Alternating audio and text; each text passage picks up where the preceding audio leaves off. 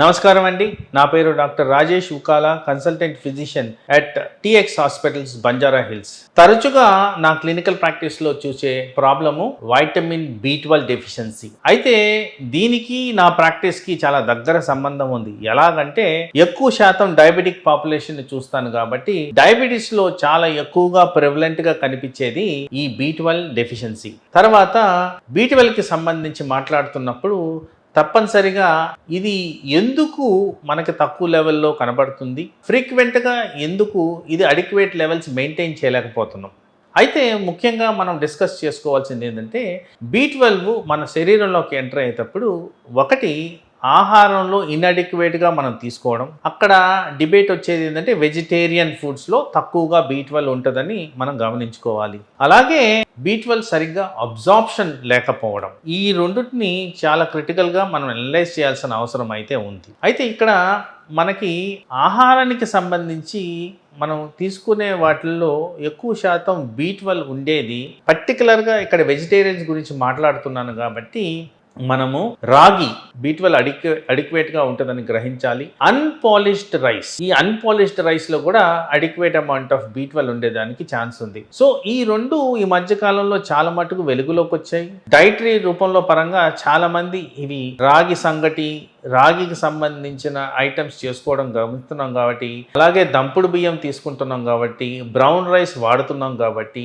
వీటిలన్నిటిలో కూడా వెజిటేరియన్ ద్వారా మనకి ఈజీగా B12 అనేది శరీరంలోకి వచ్చేదానికి ఛాన్స్ ఉంది. అలాగే most of the fresh vegetables, fresh ఫ్రూట్స్లో ఈ B12 అధికంగా ఉండేదానికి ఛాన్స్ ఉంది.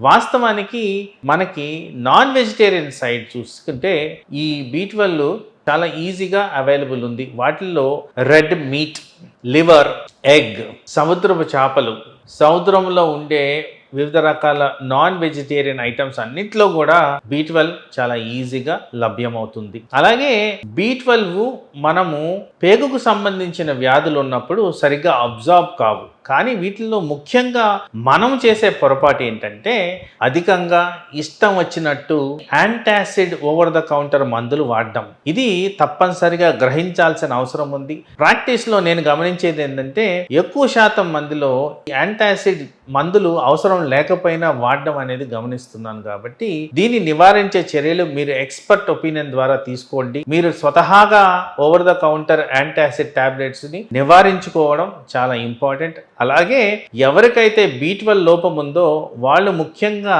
ఈ చర్య పాటించడం చాలా చాలా ఇంపార్టెంట్. తర్వాత మనకి అధికంగా ఉన్న పాపులేషన్లో డయాబెటిక్ పాపులేషన్. ఈ డయాబెటీస్ ద్వారా మనకి ఫస్ట్ అండ్ ఫార్మోస్ట్ వాడే డ్రగ్ మెట్ఫార్మిన్. ఈ మెట్ఫార్మిన్ లో గ్యాస్ట్రిక్ ట్రబుల్ కి సంబంధించిన సైడ్ ఎఫెక్ట్ అనేది ఉంటుంది. ఆ కారణంగా B12 సరిగ్గా అబ్జార్బ్ అయ్యే ఛాన్సెస్ ఉండవు. అందుకోసం B12 లోపం గురయ్యేదానికి ఛాన్స్ ఉంది.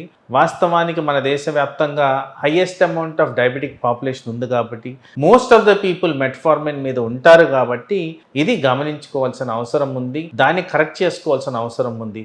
Metformin is a wonder drug, చాలా చాలా important drug for diabetic management. But అలాగే దానికి ఉన్న సైడ్ ఎఫెక్ట్స్ను కూడా మనం గ్రహించాలి, గమనించుకోవాలి, అదేవిధంగా కరెక్ట్ చేసుకోవడం అనేది ముఖ్యం. ఇకపోతే చాలా మందికి ఉన్న పేగు సమస్య, అది మలబద్ధకం కావచ్చు, ఇన్ఫ్లమేటరీ బౌల్ డిసీజ్ కావచ్చు, ఇరిటబుల్ బౌల్ డిసీజ్ కావచ్చు, ఇలా రకరకాలుగా పేగు సమస్యలు ఉన్నాయి. కాబట్టి ఈ మధ్య కాలంలో వెలుగులోకి వస్తున్న ఆటో ఇమ్యూన్ డిసీజ్ ద్వారా వచ్చే పర్నిషియస్ ఎనీమియా, సో రకరకాలుగా పేగుకు సంబంధించిన వ్యాధులు, జీర్ణాశయానికి సంబంధించిన వ్యాధుల్లో కూడా B12 సరిగ్గా అబ్జార్బ్ కాదు. కాబట్టి ఇది కూడా మనం గమనించుకోవాల్సిన అవసరం అయితే ఉంది. తర్వాత చాలా మందికి తెలియని విషయం, ఆల్కహాల్ ద్వారా B12 సరిగ్గా అబ్జార్బ్ కాదు.